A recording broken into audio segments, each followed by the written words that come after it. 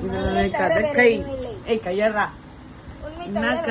என்ன கதைனா வந்தான் எனக்கு போன் அடிச்சு வர சொன்னா நான் அதுக்கு பிறகு என்ன ஆச்சு ஏதாச்சுன்னு ஓடி வந்தேன்.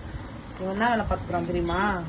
போன் அடிச்சுட்டு நான் இங்க வந்து அறின்றேன் வந்துடுறேன் ஒரு 5 நிமிஷத்துல என்ன வந்தான். வந்து என்ன சொன்னா அச்சனா இந்த காடை எடுத்து காட்டினான்.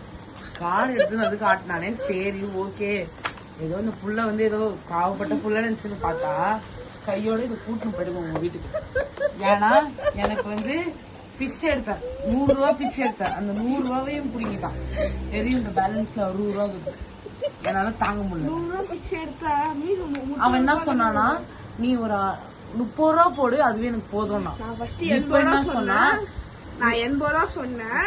அதுக்கப்புறம் போனா போட்டு ஒரு 60 ரூபா சொன்னேன். நீ எவ்வளவு அனுப்பிச்சுட்ட? 60 ரூபா அனுப்பிச்சுட்டேன். நீங்க பாத்துதானே நீங்க செல்ல குட்டின்றீங்களே இது குட்டியா இது நம்பர்லாம் இப்ப பாரு. நான் ஒரு 30 rupees அவன் லாஸ்டா போட்டான். அதனால அவன் பேசுறான். நான் கூகுள் பேவோட ஸ்கிரீன்ஷாட் காட்டுறேன். இந்த போன் வேற ஒரு பக்கம். இந்த வீடியோ போடுறோம். போன் மக்கராவது நீங்க வந்து அக்காவோட கூகுள் பேவோட ஹிஸ்டரிய பாத்துக்கோங்க. அர்ச்சனா ஆனந்த்ராஜ் அந்த இது வந்து துப்பட்டாவை எப்படி வச்சுருக்க மாதிரி இருக்கும். நீங்க பாருங்க. இதை நான் பதிவு பண்றேன். கண்டிப்பா பதிவு பண்றேன். இது வேற சல்லா குட்டின்றீங்க. இது சல்லா குட்டி மாதிரியா தெரியுது? இது முருகனுக்கு மேல போட்டிருந்தா விட்டுறணும்னு நினைக்காதீங்க. மாலையை கட்டினோடனே வந்து தாக்குங்க.